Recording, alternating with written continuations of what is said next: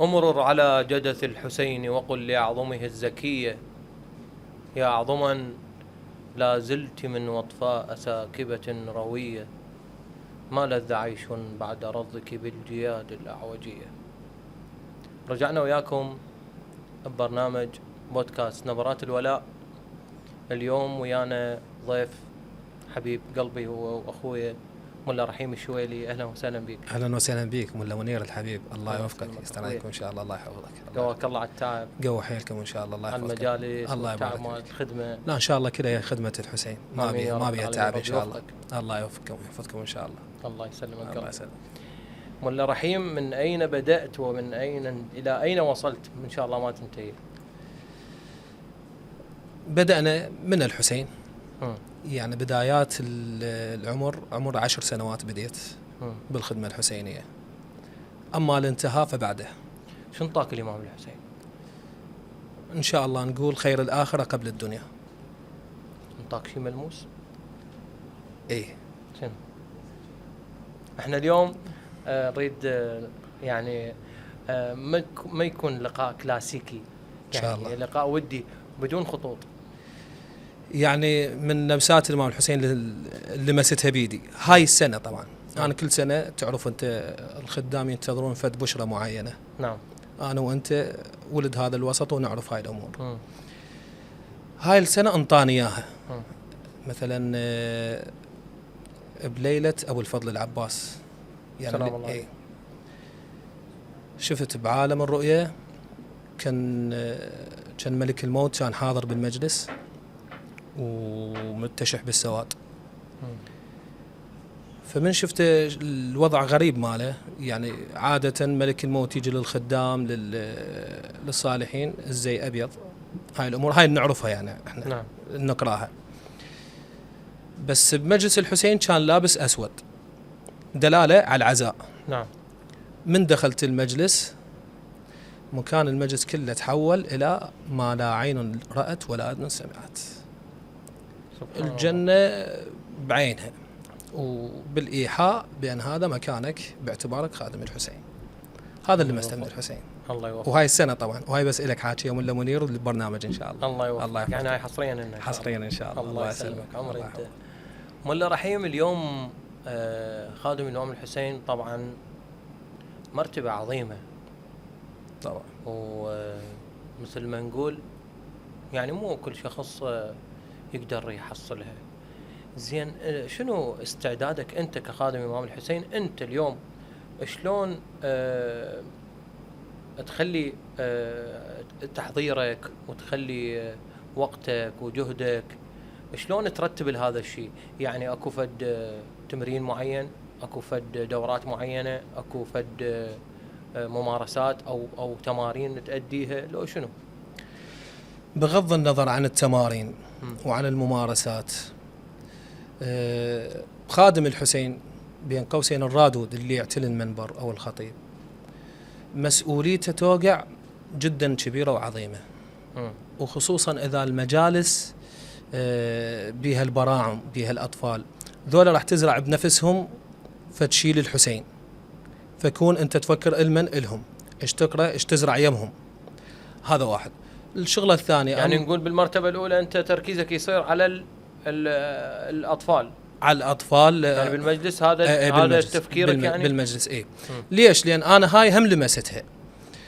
سنة من السنوات ردت أترك الخدمة. تترك الخدمة؟ ردت أترك الخدمة. فقعدنا أنا وبعض الشباب حكينا بهذا الموضوع، هم يقولون لا أنت على أساس تترك هيك موضوع وما أعرف شنو، يعني بسبب أكو فد مشاكل صارت. بهالأثناء فالطفل يقرأ قصيدة من قصايدي. شوف أنت هذا الزرع مالك وهذا الطفل جاي يقرأ قصيدتك، زين شلون تترك الخدمة؟ شنو السبب؟ هاي هنا تحولت. شنو السبب اللي يريد تترك به الخدمة؟ العفو. يعني فد مشاكل كانت اكو بالمشاكل خاصة ما نقدر نحكي بيها بالعام. الله يوفقك. الله يسلمك. الله يحفظك. زين، حسيت نفسك غلطان؟ وين الحسين؟ حسيت يوم انت قلت انا اريد اترك الخدمة، حسيت نفسك انه انت غلطت قررت هذا القرار؟ طبعا، واللي قلت لك ويا البشارة جتني من هذا الطفل. قبل اجى فات من يقرأ قصيدتي، يعني ثبت لي بان انا رأيي كان غلط، لان انا جاي ازرع بعد هاي الاطفال قضيه الحسين. اي فطبعا انا غلطان. تمام. اليوم الدمعه بمجلس الامام الحسين سلام الله عليه. النغمه هي الدمعه لو الكلمه؟ الارتباط بين الاثنين. اذا كانت الكلمه حلوه والكلمه صحيحه وجايه من اعماق الشاعر، بس النغمه مالته خلينا نقول اللحن ما نهض الكلمه. يعني نجاح القصيده وين؟ بالاثنين، بالكلام واللحن والاداء. منتين من عند الاداء. احنا من قلنا الكلام واللحن، اللحن منين اجى؟ من الاداء نفسه والردود. اوكي الاداء اللحن جميل والكلام اجمل، بس المؤدي تلقاه طبعا انسان بسيط. اذا يعني انسان بسيط ما عنده امكانيه صوتيه، بس انسان بسيط وصوته على قده مثلا مثل جنابي. لا جنابك عالي ان شاء الله. موفق. فما اعطيه حق الكلمه والنغمه. لا مو هيك القضيه. القضيه احنا نقول الكلمه واللحن بالمقابل يقابلها من هو المؤدي، يكون تارس ايده من عنده مثل ما نقول. اما اذا كان ما تارس ايده من القصيده لا تفشل القصيده، ما تصير اي دمعه بالمجلس.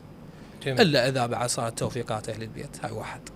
امين يا رب العالمين. امين. الله يوفقنا وياكم الجميع ان شاء الله. امين يا رب. الخدمه والعزاء هي عزاء للامام الحسين لو هي طقوس الناس تقدمها؟ بالوقت الحاضر مع الاسف صارت طقوس. يعني صارت طقوس، يعني حال اي طقس بالعالم. يعني كل ديانه عندها طقوس معينه. احنا هي بالاساس حاله خلينا نسميها دينيه، حاله مواساة للحسين. بس بالوقت الحاضر من دخل هاي تعرف قضايا الشهره، السوشيال ميديا، الاعجابات، الترندات، ما اعرف شنو، لا بدت تصير طقوس. المفروض شلون تكون؟ ترجع على ما كانت عليه. شلون كانت؟ يعني كانت مثلا مجالس، يعني احنا ما عشناها بس السامعينها، مثلا مجالس حمزه، مجالس ملا باسم ملا جليل من كانت بالكويت. اي تشوف مجلس صحيح، يعني اداء صح، مجلس صح، النيه صحيحه، النيه سليمه، فكانت تحس اكو مجلس حسيني صحيح. يعني نقدر نقول هسه ماكو مجلس حسيني صحيح؟ لا احنا ما نجزم الكل، بس قلت لك الاعم الاغلب حاليا صارت طقس. اي اما لا اكو مجالس اكو بيها روحيه اكثر. اكو مجالس بيها روحيه، وخصوصا مجالس هاي الناس الفقراء الوسطاء مجالسهم تكون حلوه. زين برايك انت هاي الناس تشوفها تخدم وتمشي وتطبخ وتطلع وتصرف، شنو الدافع؟ هو دافع الحسين سلام الله عليه. هاي انا من اخدم بالزياره الاربعينيه، من نشوف المعوق يمشي، الرجل الاعمى، المريض، المعافى، التاجر، الكبير، الصغير، النساء، كلها رايحه على هدف معين. قول شنو هذا الاعجاز؟ شنو هذا الاعجاز؟ يعني هسه انت مثلا ابنك من تعطيه مصرف يروح يضمه، والله شنو قاصة الحسين يريد يصرفه للحسين. انت ايش عرفك بالحسين؟ شنو طاك الحسين؟ اذا الحسين صار قضيه معنويه، هو بالاساس قضيه معنويه وترسخت من ذاك الوقت لليوم ومستمره. اي وهاي راح تبقى مستمره الى ابد الابدين مثل ما نقول، الى ظهور الحجه. بعد هو سلام الله عليه هو يقوم بالعزاء ان شاء الله. اليوم التوفيق شلون نقدر نوصفه؟ التوفيق بالخدمه الحسينيه، تقول فلان موفق، يعني هو اي نسمعها، يعني ليش دائما نشوف اللي جاي يصعد مثلا يوصل صوته او مثلا مشاهداته تصير عاليه، هذا يسموه موفق، اما غيره لا مو موفق؟ شنو الموفق؟ انا مفردة الموفق اصلها من وافق بين الشيئين.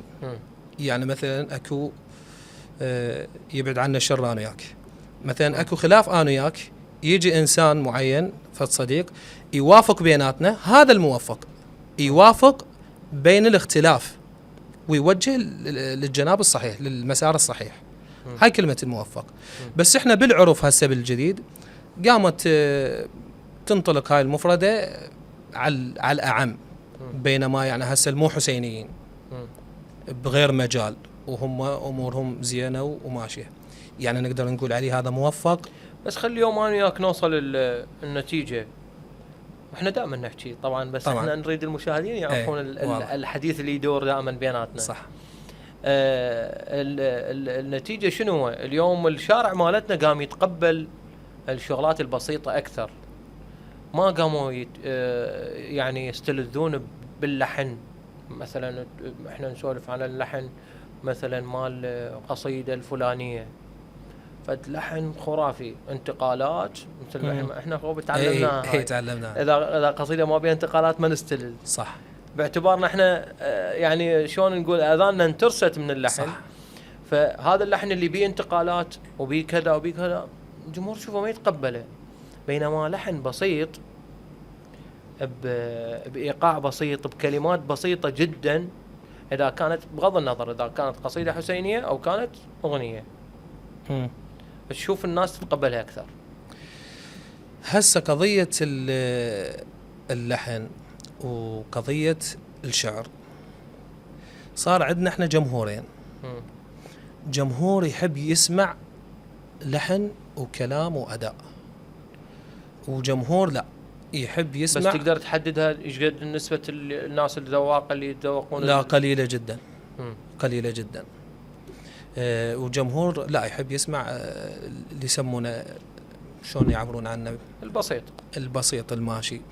واضافه لهذا الشيء انت تعرف بعد هسه الدخل على الشعر الحسيني او على القصائد الحسينيه مواضيع خاصه بالانسان نفسه، مثلا هذا الفاقد اخوه، الفاقد امه، الفاقد ابوه، هذن بدن يدثرن من القضيه الحسينيه، ذن بدن ياثرن على الشارع الحسيني. فشوف الناس هذا الفاقد، وانت تعرف هسه اغلب الشعب العراقي وكله فاقد، فش يسمع يقول لك ذنه قريبه على قلبه هاي القصيده اسمعها. اما قصيده ليش هسه احنا بالشعر الحسيني قصيده الفصيح كلش قليله عندنا. نادرا ما تلقى قصيده فصيح حتى اللي قاموا يقرونها قله، يعني قله ماكو قليل. احنا خلينا بهذا السؤال اكو من عندي تعقيب عليه. تمام. ان شاء الله نروح فاصل ونرجع لكم.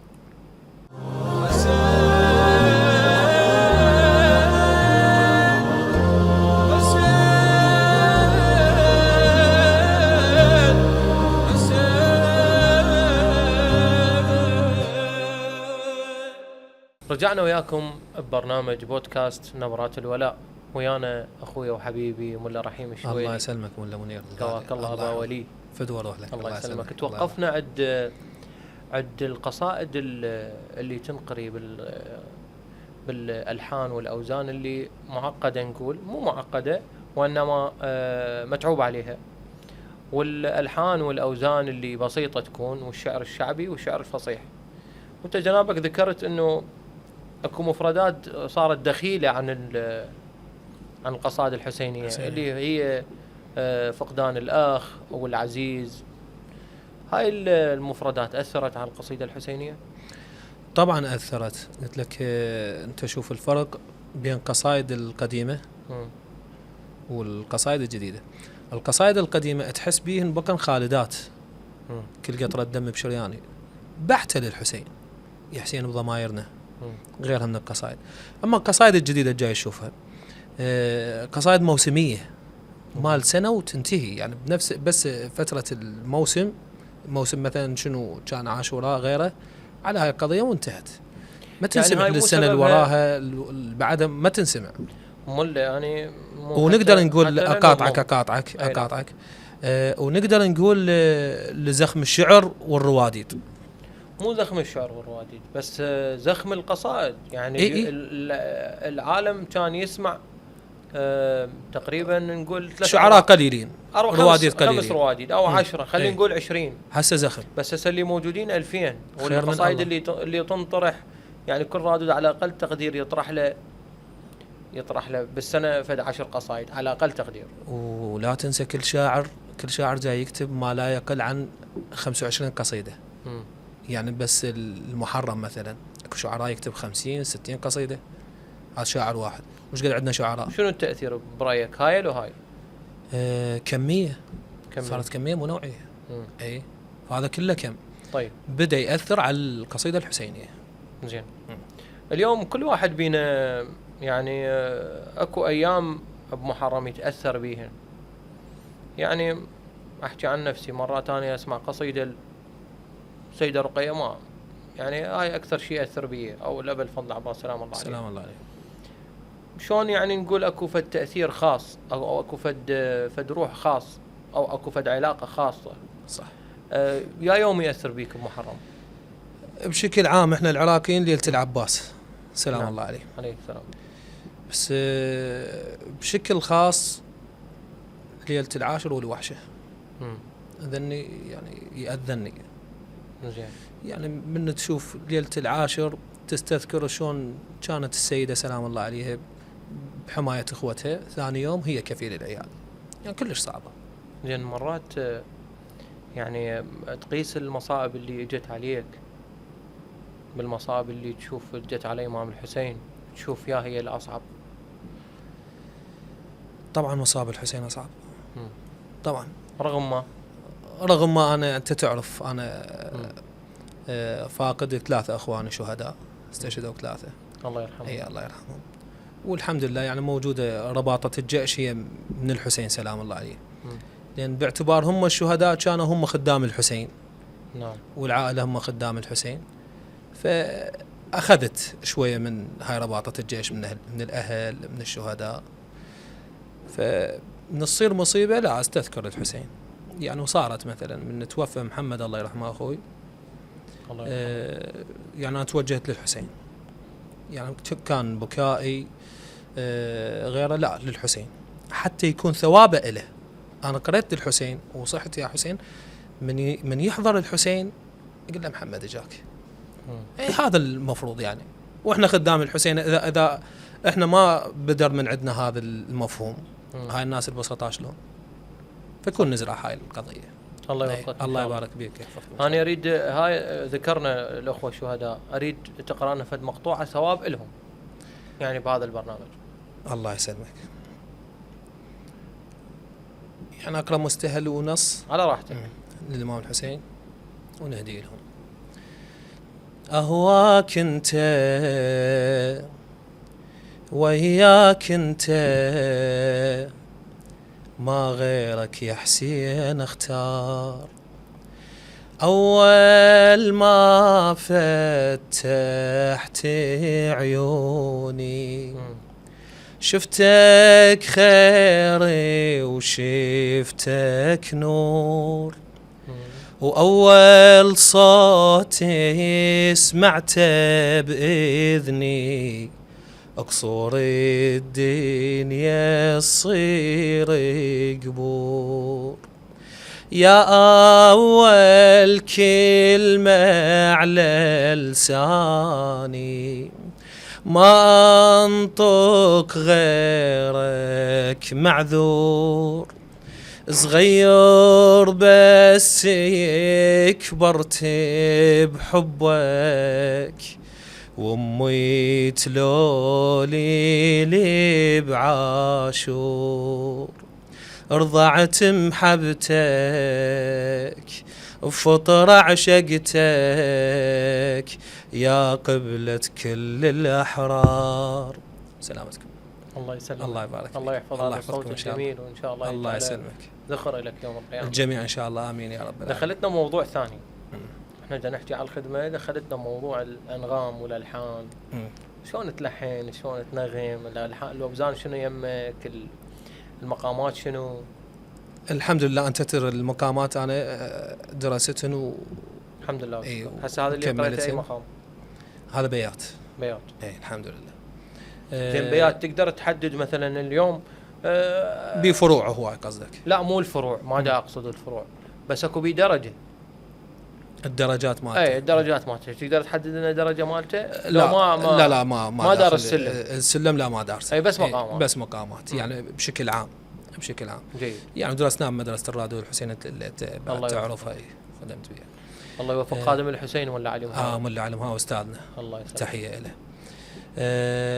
قضية القصائد تتلحن حسب نوع القصيدة. إذا كانت القصيدة تحتوي على شجاعة مثلا غالبا ما تأخذ مقام النهاوند أو خلينا نقول الرست العجم دني يشتغلون عليها. القصائد الحزينة لا تأخذ مثلا مقام الصبا، مقام البيات نفسه، العراقيات الصبا زمزم، اللامي، هاي الأمور. وأكو قصائد لا أنت تكون تعيش وياها، يعني شلون تتلحن مثلا أكو قصيدة عشت بأجواءها كلش، دخلت وياها كانت تتعلق بأبو الفضل العباس والإمام الحسين سلام الله عليه، قرأت المقتل بيها ولحنتها وكان مبكي اللحن رغم هو نهاوند. أي فما يتعلق النهاوند بقصائد الشجاعة فقط، لا أكو ثيمات تطلع حزينة حلوة. زين القصائد أغلبها أنت تلحنها؟ هي أغلبها أنا لحنها. ما تأخذ من القنوات؟ القنوات لا ما آخذ. أنا أحكي لك عن نفسي ماكو يوم يعني قبل كنت ألحن صراحة، بس هسه لا والله اعتمدت على القنوات. ليش؟ مشاغلك هو. اي مشاغلك هو. اي والله الحمد لله. لا انا بشهر محرم يعني اخذ اجازه طويله من الدوام مالي، فابدي اقعد يعني الحن. اسمع من الاصدقاء بعض خدام الحسين عندهم الحان حلوه، مثلا دزم قصيده يدز لي لحن حلو انا اعجب بيه اقرا ليش لا. اي بس اكو طبقات معينه تقرا بيها؟ تقريبا كل الطبقات اقرا بيها، ما عدا قرار قليل اقرا بيه. اي قليل دائما. عالي فوق. عالي الحمد لله. ان شاء الله دوم عالي. ويعلي راسك ان شاء الله. الله يسلمك الله يحفظك. تحس رب العالمين ينظر نظره خاصه لخادم الامام الحسين لو حال سائر الناس؟ رب العالمين عادل، ونظرت لسائر الناس من عندها نظره واحده ورحيم. بس احنا من باب يقول في يوم عرفه ينظر الله سبحانه وتعالى مضمون الحديث الى زوار الحسين قبل الواقفين على جبل عرفات. زوار الحسين ينظر لهم الله سبحانه وتعالى قبل الواقفين على جبل عرفات. خدام الحسين شلون لا ينظر لهم فد خلينا نسميها حوافز. لهم حافز. خدام الحسين نظره خاصه. نظره خاصه. زين اليوم اكيد انت اليوم كخادم الامام الحسين عندك نيه ويا الامام الحسين اليوم، اكيد عندك شغل وعندك التزامك العائلي والتزامك نقول هاي الالتزامات العامه. واضح. اكو نيه لك بينك وبين الامام الحسين؟ اكو فشي خلاك تجدد النيه؟ يعني اليوم انا نويت انه اليوم انا خادم الامام الحسين، بس شفت نفسي لا بيوم من الايام قلت اني لا هو قصرت، اكو شيء غلط بي، اجدد النيه مره ثانيه. سويت هذا الشيء؟ النيه دائما ببالي، يعني ويا الحسين سلام الله عليه، يعني والاسعى لها ان يكون اول زائر لي في القبر. هاي النيه، هاي اهم شيء. لو صار القبر داري محتاجك بقدر رحمه الباري. هي فيكون اول زائر بالقبر الحسين. هي ايش قديش كبرها بعد الدنيا، مثل ما طلق علي بن ابي طالب بالثلاث. هم تحكي ويا الامام الحسين بينك وبينه؟ حكيت وياه وانطاني بس ما اقدر احكي بعد. لا تحكي بس. حكيت وياه؟ حكيت وياه. شلون تحكي ويا الامام الحسين؟ بكل بساطه وبكل اريحيه. يعني عند قبره او بخلجاتك او لو يعني وحده من عندهن عنده قبره وشلون هسه كلام انا وياك، ومن رجعت للبيت هم كملت الحديث وياه، حكي انا وياك هسه الحكي البسيط حكيت وياه والحمد لله، يعني انطاني اللي اريده ساعات. بعد عمر طويل، بعد الخدمه ان شاء الله يعطيك الف عام. الله يحفظكم ان شاء الله. شلون تحب ينذكر اسمك بين الخدام؟ يكون يقبلنا هو خادم. احنا هسه الاغلب لا ان شاء الله القبول عند الامام الحسين. بس انا اليوم اقول انت شو تحب اليوم شنو ينذكر اسمك بين الخدام الامام الحسين بعد رحيلك بعد عمرك؟ مو هي المشكله وين؟ خاف اقول احب ينذكر بان اسم خادم الحسين وهيك صار رحيم مثلا، وبالاخره يقولوا لي بطيناك اياها. فهاي اللي خايف منها. فجواب محدد ما عندي لها. جواب محدد؟ لا ما عندي لها. زين انت دائما تقرا على المنبر الامام الحسين سلام الله عليه، وان شاء الله انت مخلص. الله يحفظك. اكو شخص تذكره على المنبر دائما؟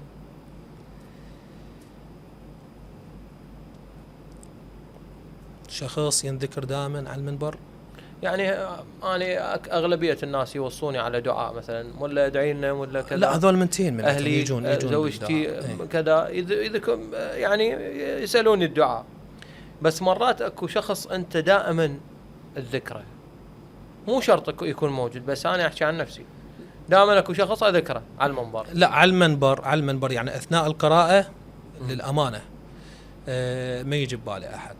بقصيدة واحدة قريتها يعني أول العام، كان ابن موعود عمره 2 سنين، فكان هو ولادته سبحان الله محرم،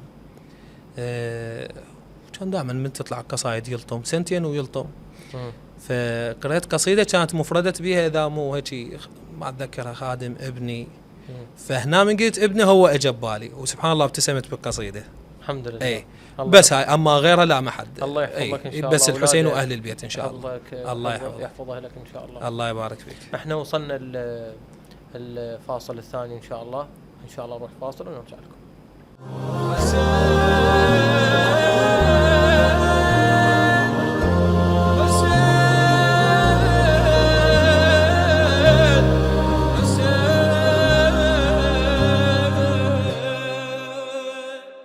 رجعنا وياكم البرنامج بودكاست نبرات الولاء، ويانا خادم الإمام الحسين ملا رحيم الشويلي. ملاتي أهلا ومرحبا بك مجددا. أبو باكر الحبيب فدوى روح لك. الله يسلمك أبو ولي. الله يخليك. ملا دائما أكو دعاء أو سر، احنا خلينا يعني أنا شوية لحيت عليك. لا بالعكس أكو دعاء أو سر بيننا. احنا اليوم نريد نبين العلاقة بين خادم الإمام الحسين ويا الإمام الحسين فقط. اكو دعاء خاص تدعي بي؟ لا الأدعية المجربة عن أهل البيت هاي أثناء الصلوات وحد. أما بقضية المجالس لا، الدعاء يكون اللهم أسألك بالحسين الوجيه وجده وأبيه. هي هاي كبيرة، يعني ما أعتقد الله سبحانه وتعالى يرد طلب باسم الحسين. يعني مو مثلي ماخذ لي جزء من دعاكم. لا انت وين دعاكم وين كلها تختمه بالمجلس. الله يحفظك. ملا اليوم خادم الإمام الحسين لازم يأدب نفسه أول، بعدين يحكي للناس عن الأدب والأخلاق طبعا ما يخرج من القلب يدخل إلى القلب. أما إذا هو كان ما مأدب نفسه شلون راح تدخل الكلمة مالته للناس العامة؟ زين، إذا حياتك كلها تحولت إلى خدمة كلها، يعني مثلا الوظيفة تركتها، الحياة استقرت، كلها صارت خدمة، هنا أنا شنو راح يصير؟ بالعكس، ليش يعني هي الخدمة مو فقط ترك الوظيفة أو فد شيء. لا أنا أقصد اليوم أنت يعني كرست لك، يعني رتبت وقتك كله للخدمة. هاي الراتب لها بخت كبير، هاي وين تحصلها؟ زين، هاي إن شاء الله إلا بعد التقاعد، غيرها ماكو. بعد إن شاء الله تحصلها. آمين يا رب العالمين. ملاتي دائما خادم الإمام الحسين أكو قصيدة قريبة عليه، يعني أنا أتذكر صار وياي موقف ظليت أردد قصيدة واحدة، مال يا سهم العين احكي وياي انت تصعب لو سهم الماي، الله وضح أكثر. يعني أحسها أحبها قصيدة للخادم الإمام الحسين ولا باسم الكربلائي. بشكل عام القصيدة القريبة عليك كل قطرة دم بشرياني، بشكل عام. أما بالقصائد الأقراها أني هل قرأت لك إياها قبل شوية قريبة علي. وأكو قصيدة خاصة بالمصاب نفسه، صبر بعدك وين حصله وانت مرمي وصله من حضنك خاف لجمك يا هوى وشلون ألمك. سلام الله عليها سيدة زينب تحكي ويا الإمام الحسين. نعم، هاي أحسها قريبة علي جدا. زين، أكو قصيدة دائما تقراها بمحرم تحب تقراها دائما؟ بالوقت الحالي أتمنى أقرأ كل سنة. قرأت لك إياها قبل قليل أهو أكلته. هم يطلبون منك قصيدة وأنت ما تحب تقراها؟ لا الحمد لله ما طالبين من عندي هيك قصيدة ما أحب أقرأها. لا يعني مثلا مو ما تحب، مثلا أنت مليتها قرأت لهم إياها أكثر من 10 مرات. هي صارت عندي هيك قصيدة. يا قصيدة هاي لمدة يمكن 5 سنوات أكثر تنطلب من عندي وأقرأها. نزلة قصيدة نزلة نعم. ريح الحزن للشاعر مهدي الزينبي، تحياتنا له. بعد الله يساعد قلبي أنا أروح الخانقين يقولوا لي لازم ليلة العاشر تقرأ لنا دهري. يابا قلت لهم أنا قرأت لكم إياها 10 مرات ما أدري أكثر، إلا تقرأ لنا دهري. لا أنا هاي السنوات الأخيرة يلا شوية ارتاحت من ريح الحزن. 5 سنوات أكثر أقرأها. من تصعد المنبر ملا تحس الإمام يشوفك؟ ليش؟ لأن بنصعد أنا مخلي ببالي أصلا قباله 14 معصوم. من نصعد أنا مخلي ببالي 14 معصوم موجودين بالحساب. حسابك يعني؟ حاسب حساب. ومرات شلون فت قصيدة مثلا متمكن من عدها زايد وأديت بيها حلو تاخذني نفسي، وأنا أقرأ بيها لا قبل أتراجع أدب نفسي وأنا على المنبر يقول لا تأدب قبالك 14 معصوم لا يوقعونك.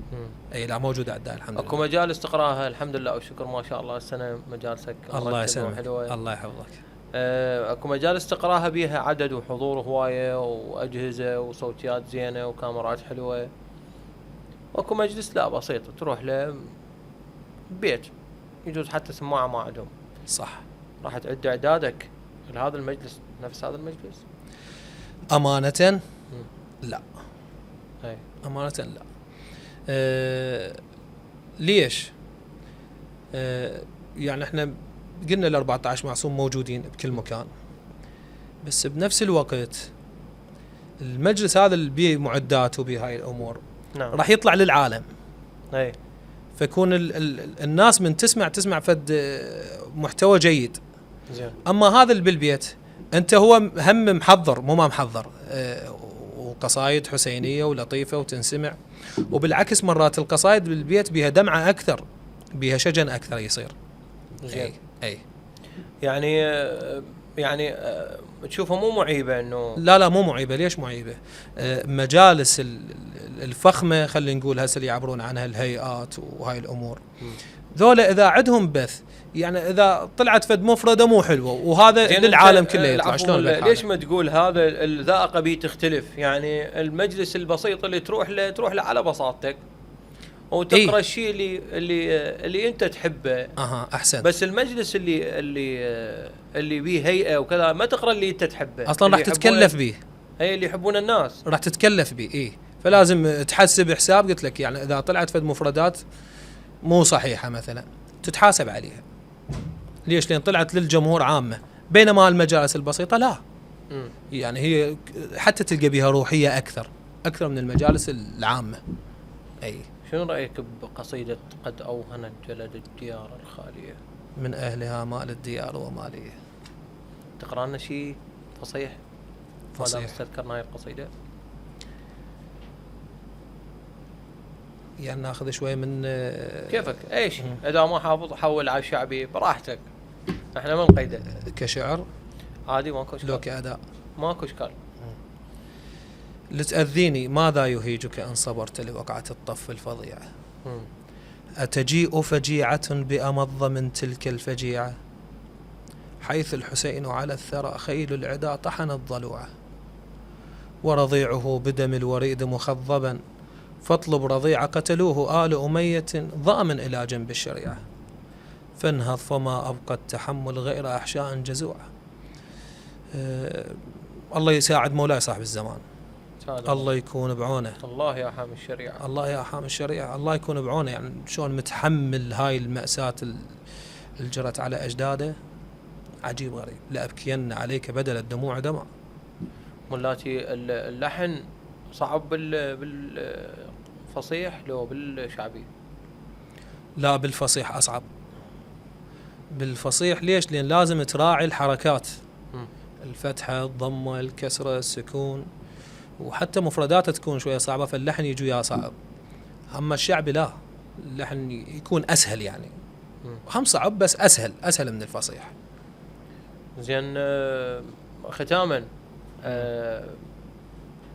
عادة يسألون هذا السؤال ببداية الحلقة، أنا أريد أسألك بنهاية الحلقة. تمام. إيش قد صار لك بالخدمة الحسينية؟ صار لي بالخدمة الحسينية 22 سنة. 22 سنة. 2003 بديت، كان عمره 10 سنوات ولليوم، وإن شاء الله متمددة. آمين يا رب العالمين. الله يوفقك ويوفقك إن شاء الله بخدمة الإمام الحسين. يحفظك. إحنا نريد نشكرك اليوم، شرفتنا بهذا البرنامج. فدوا روح لك، إلى الشرف. الله يبارك بعمرك. نسأل الله أن يجمعنا وإياكم تحت خيمة الحسين. آمين يا رب العالمين. إحنا وصلنا لختام حلقتنا لهذا اليوم، إن شاء الله نجيكم بحلقة جديدة إن شاء الله. في أمان الله.